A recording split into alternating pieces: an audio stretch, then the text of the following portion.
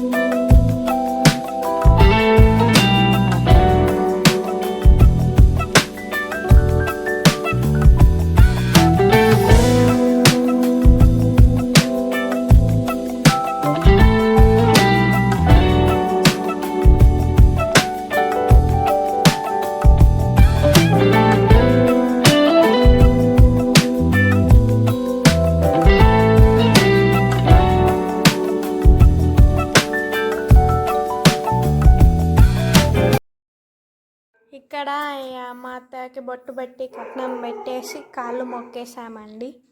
నేనైతే first time ఇలా గాజులు అత్తయ్యతో వేయించుకోవడం. అయితే ఆశీర్వాదం ఇస్తుంది, మంచి జాబ్ కొట్టు అని చెప్పేసి.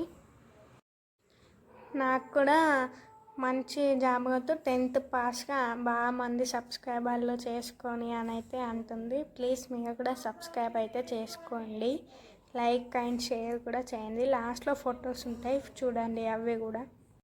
ఇంకా మేము కూడా ఇలా వేయించుకున్నారా అత్త కోడళ్ళ గాజులు. ఇంకా అందరికీ కాళ్ళు మొక్కినాం. అంటే మా నానమ్మ, చిన్న నానమ్మ, అమ్మమ్మ, అత్తయ్య, మమ్మీ, నేను, డాడీ, అక్క అందరికీ కాళ్ళు మొక్కినాం అన్నమాట. వీడియోస్ ఎందుకు ఇంత లేటుగా పెడుతున్నావని అనుకోవచ్చు. నాకైతే టైం ఉండట్లేదు ఎడిటింగ్ చేయడానికి, ప్లస్ వీడియోస్ కూడా తీయడానికి ఇలాంటివి ఏమి ఉండట్లేదు. అందుకనే కొంచెం లేట్ అవుతుంది. నేనే వీడియోస్ తీయాలి, నేనే కెమెరాలో రావాలి అంటే అది చాలా కష్టమైపోతుంది.